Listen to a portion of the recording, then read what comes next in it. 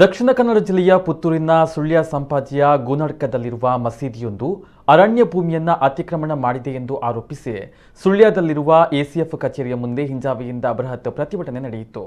ಲಂಚ ಪಡೆದು ಅತಿಕ್ರಮಣಕ್ಕೆ ಸಹಕಾರ ನೀಡಿದ್ದಾರೆ ಎಂದು ಅರಣ್ಯ ಇಲಾಖೆಯ ಅಧಿಕಾರಿಗಳ ವಿರುದ್ಧ ಆಕ್ರೋಶ ವ್ಯಕ್ತಪಡಿಸಿದ ಪ್ರತಿಭಟನಾಕಾರರು ನ್ಯಾಯಾಲಯಕ್ಕೆ ಸೂಕ್ತ ದಾಖಲೆಯನ್ನು ಸಲ್ಲಿಸಿ ಅತಿಕ್ರಮಣ ತೆರವುಗೊಳಿಸಲು ಕ್ರಮವನ್ನು ಕೈಗೊಳ್ಳುವಂತೆ ಒತ್ತಾಯಿಸಿದರು.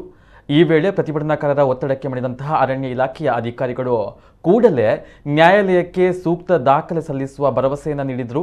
ಆ ಬಳಿಕ ಪ್ರತಿಭಟನೆಯನ್ನ ಹಿಂತೆಗೆದುಕೊಳ್ಳಲಾಯಿತು. ನ್ಯಾಯಾಲಯದ ಆದೇಶವನ್ನ ಪಾಲಿಸದ ಅರಣ್ಯ ಅಧಿಕಾರಿಗಳಿಗೆ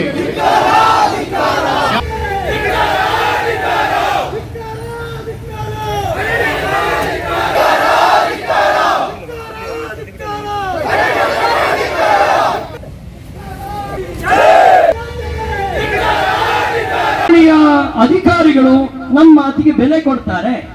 ಅವರಿಗೆ ಸತ್ಯ ಗೊತ್ತಿದೆ, ನ್ಯಾಯದಲ್ಲಿ ನಡೀತಾರೆ ಎನ್ನುವ ಕಾರಣಕ್ಕೆ ಇದು ಪ್ರಥಮ ಮೆಟ್ಟಿಲಾಗಿ ಇಷ್ಟು ಬಂದಿದ್ದೇವೆ. ಒಮ್ಮೆ ಆಲೋಚನೆ ಮಾಡಿ, ಪ್ರಥಮ ಮೆಟ್ಟಿಲೆ ಹೀಗಿದ್ದೆ, ದ್ವಿತೀಯ ತೃತೀಯ ಹೇಗಿರಬಹುದು? ಒಮ್ಮೆ ಆಲೋಚಿಸಿ.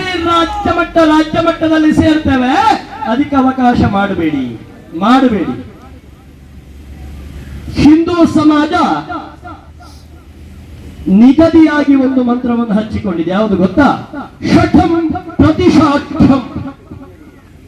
ಶಠಂ ಪ್ರತಿಶಾಠ್ಯಂ, ಏಟಿಗೆ ತಿರುಗೇಟು. ನೀವು ನಮಗೆ ಪ್ರೀತಿ ಕೊಟ್ರೆ ಅದರ 10ರಷ್ಟು ಪಾಲು ಪ್ರೀತಿಯನ್ನ ತಿರುಗಿ ಇಡೀ ಏಟೇ ಕೊಡ್ತೀರಿ ಅಂತಾದ್ರೆ ಶಠಂ ಪ್ರತಿಶಾಠ್ಯಂ ಏನು ಅಂತ ನೀವೇ ಗ್ರಹಿಸಿಕೊಳ್ಳಿ. ಯಾರು ಪರವಾಗಿ ಕೆಲಸ ಮಾಡ್ಲಿಕ್ಕೆ ನಾವಿಲ್ಲ.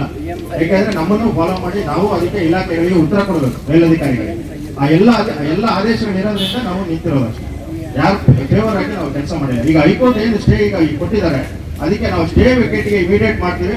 ನ್ಯಾಯಾಲಯ ಏನು ಆದೇಶ ಕೊಡುತ್ತೆ ಅದರ ಮೇಲೆ ನಾವು ಕ್ರಮ ಕೈಗೊಳ್ತೀವಿ.